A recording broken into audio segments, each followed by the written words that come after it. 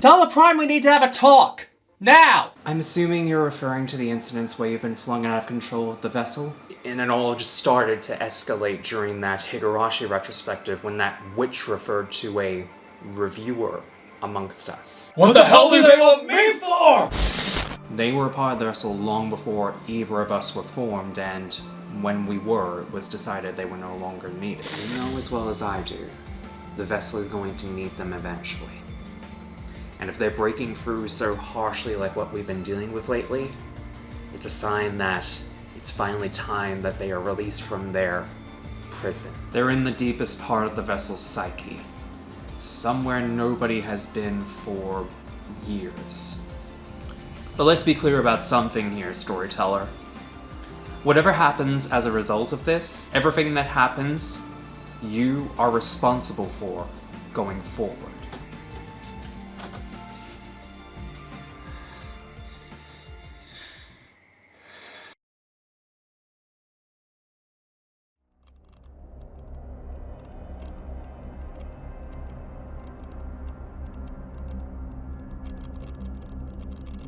I get the feeling you're wondering why I am here.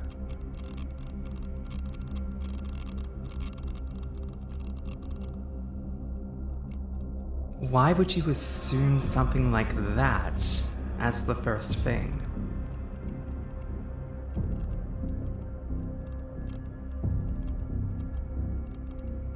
You mean the vessel, right? Why do you think she wouldn't want you?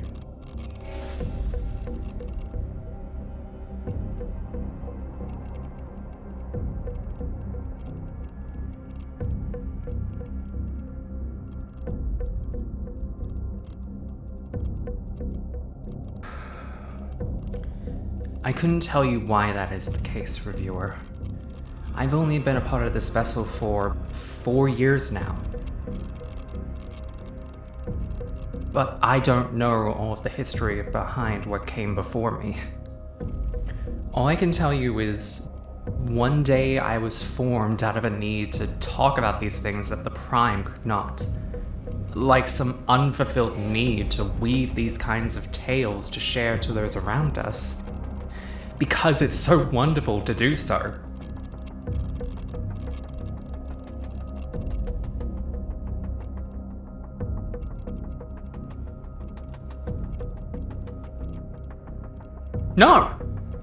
No. Why would I? I mean, there have been some doubts when I saw what the Prime would have been willing to do to keep you away. You don't know that!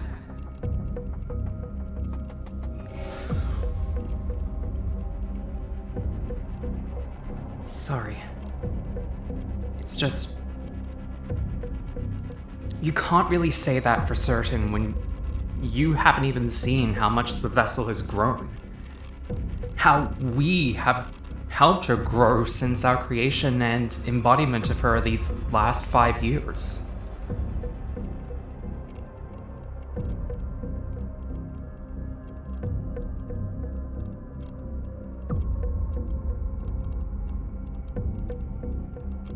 Well, it all started with dolls. I know that's a weird way for us to start off this topic, but trust me, we've opened up a much more complex can of worms in the past with much different topics beforehand. But you probably know where I'm going with this already by that alone.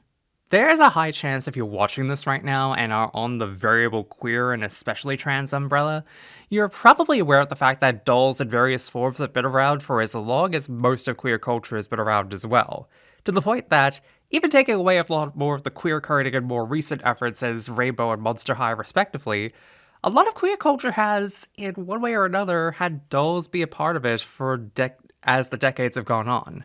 From gay men being interested in Ken dolls in their youth, even trans masks using them as surrogates, to trans femmes and lesbians loving the aesthetics of my scene, you could easily take your pick of the last 3 decades alone about how much this one small thing in terms of toys directed at girls has impacted the wider area of the culture that we have today. And that's not even just for queer culture, mind you, just culture in general, because holy shit have dolls become more than just that. But I'm getting ahead of myself here. What is the overall point of me bringing this up? Well, like everything we've talked about up until this point, it has everything to do with my own journey in a way that may not surprise you. Because I grew up in the peak era for one of the biggest of all doll series that would not only go on to inspire its rival at the time to essentially copy its aesthetics note for note to attempt to stay relevant, and even generate a whole entire subgenre of copycats, but it would see a greater resurgence in later years due to the massive outpour from not just the demographic but grew up with it, but would gain massive appreciation for those of a wider subculture at large that not only would lead it to becoming popular once again, not just for its more passionate modern fan base, but how it could show that being a brat could actually be a lot more better than you think. Everybody now, time to show the whole world. Welcome to In Transition, a mini video series discussing the various thoughts, feelings, and views and what have you on the different bits of media that have helped me on my journey to being who I am today. And today, on the 4-year anniversary of first starting out this project of mine, we're going back to one of the deeper cuts of my lore that I feel a lot more people can really reflect on similarly in more ways than they may think, while also taking a look at how certain aesthetics have been on the rise lately. We're looking at Bratz.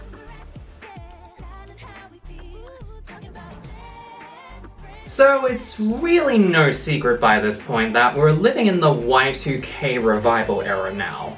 Having gone through the 90s revival era recently, it's only fitting, right? And the thing that I wasn't so hyped up about when it came time for this era wasn't the bootcut jeans, it wasn't the pop style revivals, although it has been a lovely addition to this for sure.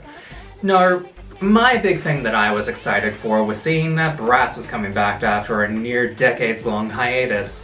Because during its peak, there's no denying that whatever you think of the Y2K aesthetics, you know for a goddamn fact that this entire doll line was what you thought of during this era. And it's not even just the Y2K era aesthetics in general, but we'll touch more on that later. But the way that impacted the overall general perception of dolls when Barbie was the only game in town for a hot minute? Let's just say that this was more or less the big thing that the doll market needed for a hot minute. Not to try and downplay anything of the sort when it comes to the general culture of dolls of the time, because God help me, I do not wish to insult any one particular audience with this video more than I probably already have with this video series by now. But to put it very bluntly, the entire genre of fashion dolls needed a serious kick in the ass when, at the very best, we only really had multiple Barbie lines to work with, and realistically, when that was what was flooding the market at the time like nothing else, yeah, it's high time that it was needed something to compete against it. And really, there was no better time to do it than the new millennium of the 2000s, especially given that the styles of the 90s, particularly the mid-90s, was slowly fading out, and the new fashion trends at the time were looking more futuristic for the new era. Like, we look back on a lot of it now and can kind of see how silly a lot of it is, looking at you, Justin and Brittany, and your old denim looks. But if the styles of the icons in the beginning of the decade, like Destiny's Child era Beyonce, or even the cast of Buffy in later seasons of the show were any indication, it's that the times were changing, and with them, the tastes of the youth were as well. And then, in May 2001, these 4 girls walked on for the first time on our screens and showed off that ideal in full force as the first major fashion doll for the time, which embraced the styles of what we see now as Y2K fashion for all to see.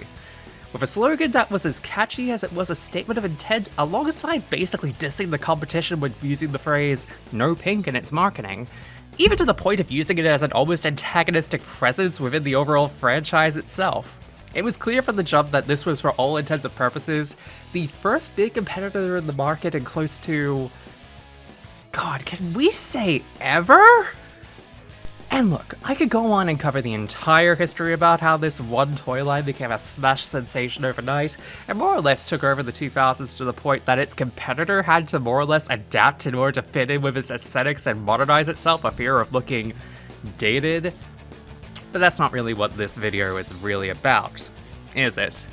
So instead, let's shift gears a little bit, because while its debut year didn't show major success until Christmas, where suddenly it would dominate the entire market, my first exposure to this would be in part due to my little sister actually getting a DVD of the first animated movie of the franchise in 2003. And let me tell you, I remember those goddamn bug-eyed, chiefly animated designs of the four girls like it was yesterday, in both the best and worst way possible. Granted, this would change when the 3D animated movies with arguably better stories and animation came out in 2005 onwards, and I feel like the majority of people who absolutely love this franchise today look to this era of it most purely because of how they all were.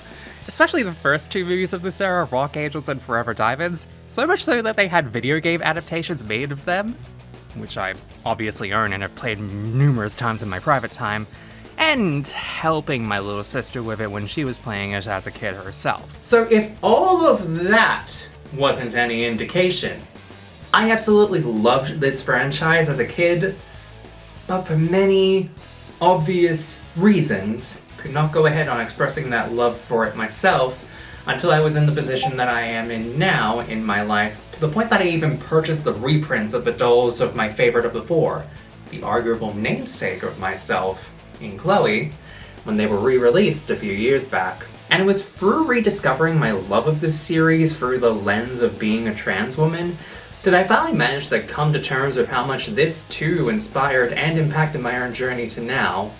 And how trying to hide my love for it so much as a kid was an early sign that I was probably more part of its target demographic than one would assume. The one thing I feel you could arguably take away from everything at the start is how confident the characters in this franchise were. Especially the main four and the surrounds of them. Yes, they do embody some very big early 2000s and mid-2000s stereotypes of the marketing of them, and especially as some of the early bits of this franchise would produce. Looking at this movie in particular for the former, and this movie in particular for the latter. But I'd argue that despite all of those aspects, or even in spite of those aspects early on from the marketing, and also just from how they evolve as the franchise itself evolved over time, that a lot of the aspects of the main four are Jade, Sasha, Yasmin, and especially Chloe, and we'll touch upon her contributions more in a moment, all impacted me in one way or another. Think of it similarly to how all three of the Powerpuffs, all five of the Sailor Scouts, and all five members of Hokugo Tea Time impacted me in smaller ways, while each having one prime member of them, all which I took my major inspiration from. So without any further ado, how about we do just that, and look through all of the members of this Brat Pack, as it were, by looking at the very obvious first pick of the bunch, the one that arguably inspired my name, Chloe.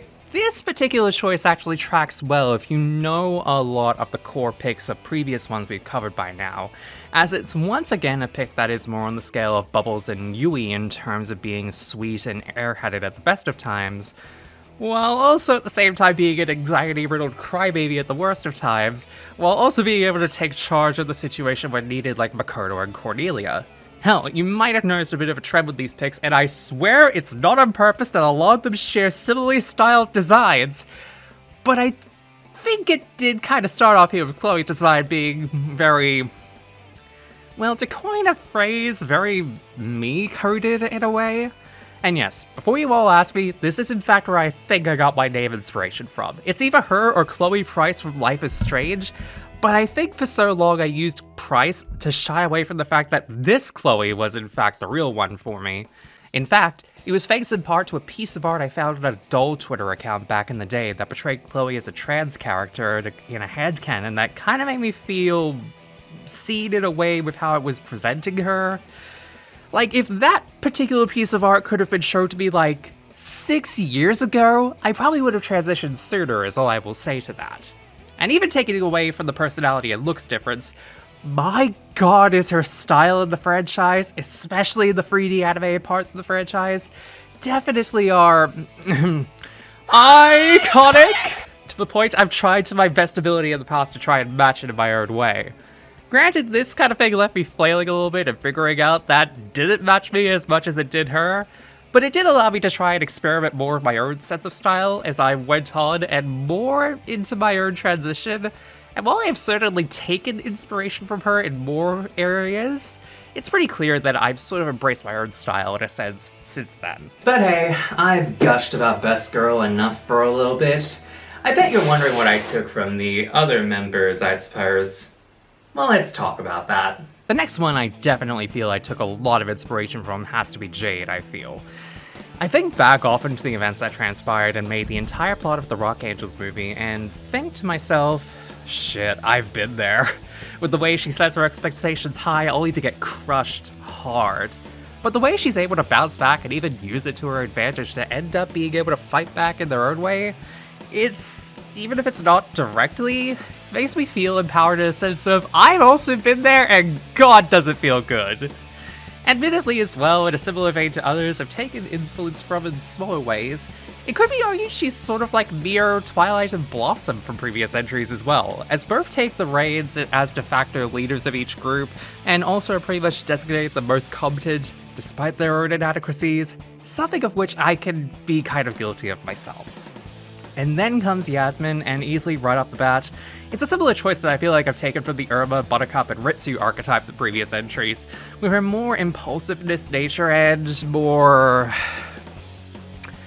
I hesitate to call it tomboyish because I know I will get crucified for daring to call her that, but comparably to the rest of the quartet, I feel that is the vibe that she brings. Nevertheless, the similar archetypes from those two are slim past that, as I remember her being easily able to be forgotten about, as shown in the first two movies where she was literally forgotten about as part of one of the major conflicts of the crew being in London and Rock Angels, as well as her entire plot in the original 2D movie being for a similar vein of wanting to stand out in her own way. Granted, her methodology can be a bit askew at times, something which I personally can't back behind, but I can understand that fear of being left out or left behind all too well in that regard. And finally, the only thing I can really bring from Sasha, to be honest, is the sass levels. I say this as bluntly as I possibly can. It's the same archetype issue I've found in characters like Sailor Mars, Rarity, and Tirani, where the general vibes don't really mesh with me all that well, but I can respect the vibes that she brings to the group at large.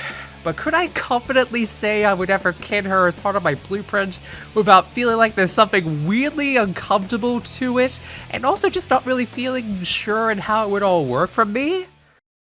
Hell nah! That being said, however, all four do bring something very important to me as a person in one way or another that I cannot really give this series enough credit for bringing that attention to me.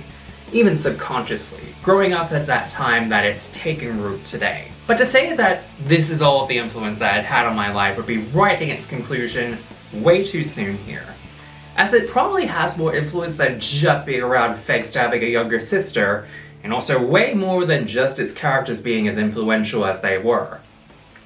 And it arguably has a lot to do with how its influence probably shaped a lot of queerness today, and how it impacted doll culture's representation of queerness by design as well.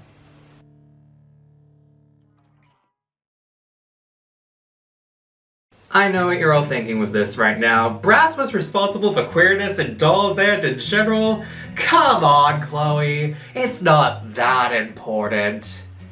And you may all mock me for this hypothesis all you want, but let me ask you this. Did you know any other high school queers that owned these dolls growing up? Because I sure as shit knew a lot of them. It wasn't even a factor of breaking down traditional stereotypes like My Little Pony Friendship is Magic did even. MGA knew for a hot minute that there was a queer fan base somewhere in the midst of this community at large, and managed to capitalize on it where a bunch of other companies failed to do so. While it was subtle at the time of coming out, Roxy was in fact the first proper queer-coded doll they had at the time, and while it took them over a decade to finally admit to not be subtle about it with the Pride-themed Sapphic duo pack with her and Nevra a few years back, a lot of the queers knew even then that they were more than just roommates.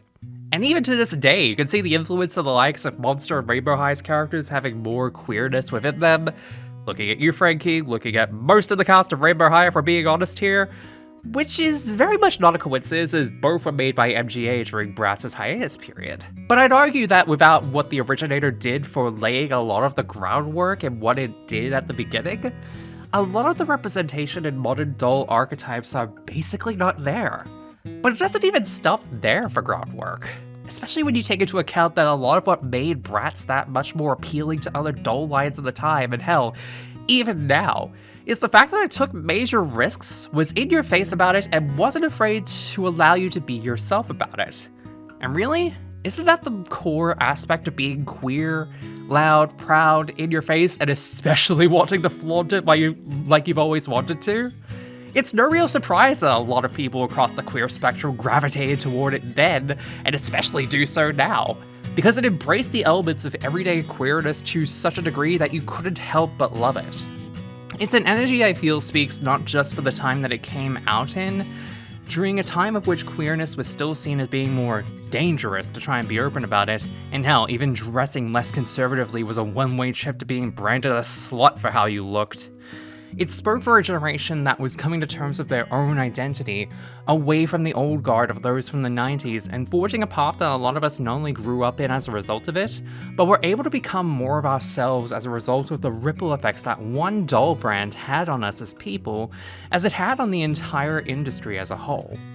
It's with its attitude, aesthetics, and overall vibe being the kind of thing that, even outside of the Y2K revival period, we are still not looking to take for granted anytime soon. Because how else do you fight against the tight, restricting rules of life that make you feel like you can't win? By being a fucking brat. That's how. As a result, it speaks very much to today's queer generation as much as it did for my own, who grew up during its original peak period.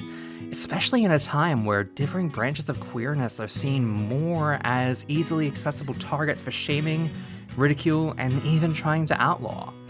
If anything, it's more important than ever to be loud, proud, and unafraid to show off who you are and be a brat against society that hates your fucking guts. Cause what the fuck do they know about style and loving themselves anyway? Even while its heyday has since come and gone, and a lot of its charm has been sullied by really iffy decisions in its middling years, and its current run is just nostalgia at best instead of a proper redux of its original time frame, I wouldn't trade this for the world. Because while its main goal was giving its target audience a love and passion for fashion, it gave me something in my younger years and even now that nothing else really could. A passionate love for myself and the things that may seem more weird to those around me. And for that, and then some, even if it means embodying the spirit of a brat to do it, I wouldn't have it any other way.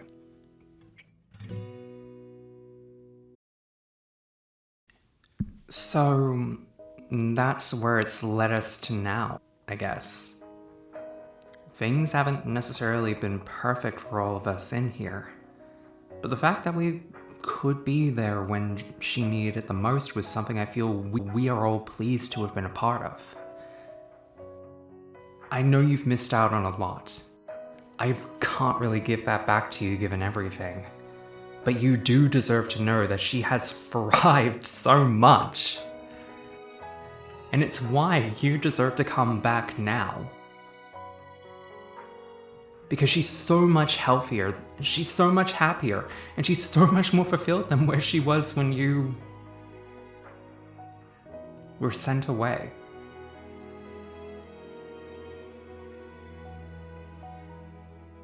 Your continued existence, even in a form like this, is proof that she still does need you. If she didn't, she probably would have erased you entirely by this point, wouldn't she?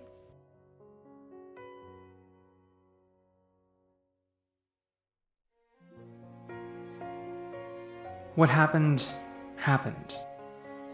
You and I can't change that fact now. Much like how I can't change the fact that you missed out on all the years where you should have been around to see the vessel herself change. There is always still time, and the time is now. If you want it to.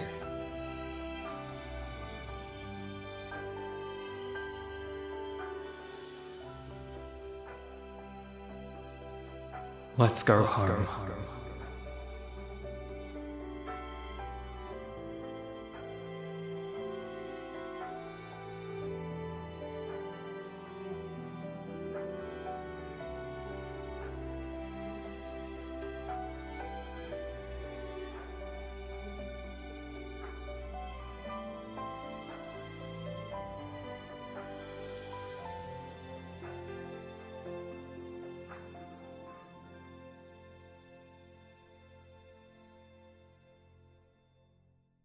Alright then.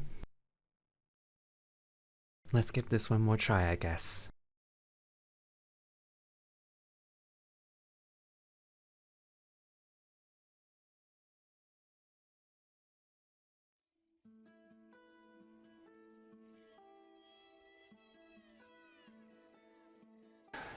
And with that, thank you for watching this episode of In Transition on Bratz. And in general, thank you as well if you've stuck around for the longest while with this one. I know that what we talk about on here is very much one of those things where it's just like, oh yeah, talking about trans stuff and pop culture and everything like that, that hasn't been done before. But if you've gained any sort of insight or really any kind of interest from what I've had to talk about on here, and you've stuck around since I've done the videos on Sailor Moon, Ranma, and My Little Pony, then you know how much all of this really does mean to me at the end of the day. And I enjoy talking about this, and by everything that you're seeing here, we haven't even scratched the surface as to how much I have yet to really talk about. While we've definitely filled one shelf, and we've added one to the very core top of the pantheon here, there's still a long way to go in terms of what I'm wanting to talk about with this, and I'm nowhere near done talking about this. And while we are definitely going to be talking about some different stuff on this channel in the near future, more on that later, I'm just really glad I get to be able to talk about all of parts of me, especially these parts of myself, with all of you. And I hope that maybe talking about this is giving a bit more insight to what you've all had in terms of your own personal journeys with shows like this. So if you have a personal journey with Bratz or anything of the like with it, it doesn't have to be trans related, but if you have any sort of memories relating to it, I want to hear about it, so drop them down below and let me know what you think about it. But until next time, take care, and I'll catch you later. This video was made possible through supporter patrons like the ones you're seeing on screen right now. If you like videos like this one and others on this channel, please consider supporting them via the Patreon link and subscribing to the channel. Thank you for the time, and catch you later.